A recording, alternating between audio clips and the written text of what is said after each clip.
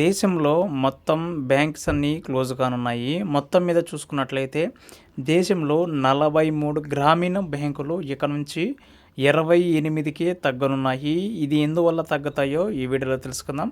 First time కనుక నా channel చూస్తున్నట్లయితే లైక్ చేయండి, సబ్స్క్రైబ్ చేయండి and me friends and family మెంబర్స్కి షేర్ చేయండి. దేశంలో అనేక గ్రామీణ బ్యాంకులు మే 1 నుంచి బంద్ కానున్నాయి. ఈ కారణంగా దేశంలోని గ్రామీణ బ్యాంకుల సంఖ్య 43 నుంచి 28కి తగ్గనుంది. ఈ నిర్ణయం తర్వాత వినియోగదారులకు ఎలాంటి సౌకర్యాలు లభిస్తాయనేది ఇప్పుడైతే మనం తెలుసుకుందాం. మీకు మీ ప్రాంతంలో ఒక గ్రామీణ బ్యాంకులో బ్యాంకు ఖాతా ఉందా? అయితే జాగ్రత్త. ఎందుకంటే మే 1 నుంచి దేశంలో ప్రతి రాష్ట్రానికి ఒక గ్రామీణ బ్యాంక్ మాత్రమే ఉంటుంది. ఇదే సమయంలో పలు రాష్ట్రాల్లో ఎక్కువగా ఉన్న అనేక గ్రామీణ బ్యాంకులు మే 1 నుంచి మూసివేయబడతాయి. కేంద్ర ప్రభుత్వం one state one rule bank విధానం ప్రకారం ఈ బ్యాంకులు ఇతర బ్యాంకులతో విలీనం అవుతాయి. ఈ కారణంగానే దేశంలో గ్రామీణ బ్యాంకుల సంఖ్య 43 నుంచి 28కి తగ్గనుంది.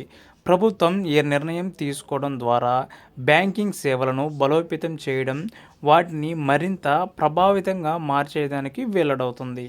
సో ఈ బ్యాంకులు ఈ 15 బ్యాంకులు దేశంలో అయితే బంద్ కాబడ్డాయి.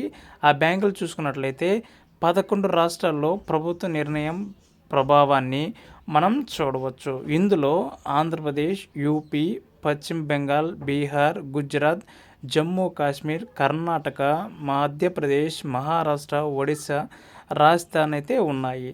ఈ రాష్ట్రాల్లో అన్ని గ్రామీణ బ్యాంకులు విలీనం చేయబడి ఆ రాష్ట్రంలో ఒక గ్రామీణ బ్యాంకుగా ఏర్పడుతుంది. అంటే రాష్ట్రంలో ఎన్ని గ్రామీణ బ్యాంకులు ఉన్నాయో వాటన్నిటిని మెర్జ్ చేసి రాష్ట్రంలో ఒకే ఒక గ్రామీణ బ్యాంక్గా ఏర్పడుతుంది. అయితే ఆయా బ్యాంకుల్లో ఖాతా ఉన్న వారి పరిస్థితి ఏంటి, డబ్బు భద్రమేనా వంటి విషయాలు ఇప్పుడైతే మనం చూద్దాం. ఈ నిర్ణయం తర్వాత వినియోగదారులకు మునుపటి కంటే మెరుగైన సౌకర్యాలు లభిస్తాయి. ఇది డిజిటల్ కస్టమర్ సర్వీసెస్ మౌలిక సదుపాయాలను కూడా బలోపేతం చేస్తుంది.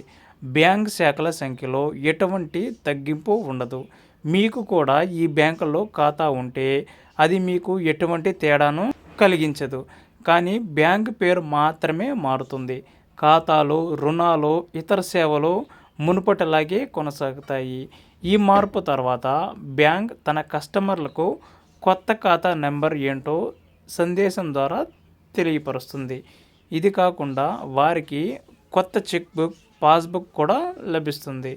సో బ్యాంకు జాబితా చూసుకున్నట్లయితే ఏపీలో గ్రామీణ బ్యాంకులు చూసుకున్నట్లయితే ఆంధ్రప్రదేశ్ గ్రామీణ బ్యాంక్, ఏపీ గ్రామీణ వికాస్ బ్యాంక్, చైతన్య గోదావరి గ్రామీణ బ్యాంక్, సప్తగిరి గ్రామీణ బ్యాంక్ అయితే ఈ 4ంటిని విలీనం చేసి మే 1 నుంచి ఏపీ గ్రామీణ బ్యాంక్ కింద పనిచేస్తాయి.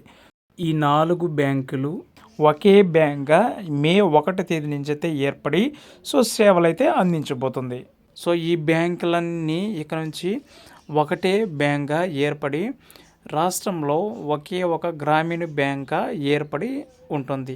సో మీకున్న ఖాతాలో మీకున్న లోన్స్, మీరు ఈఎంఐలు కట్టుకున్న ప్రతిదీ ఇక ఆ బ్యాంక్ నుంచి అయితే కట్ అవుతుంది. కానీ మీకు వచ్చిన బ్యాంక్లో పేరు మాత్రమే బ్యాంకు చేంజ్ అవుతుంది.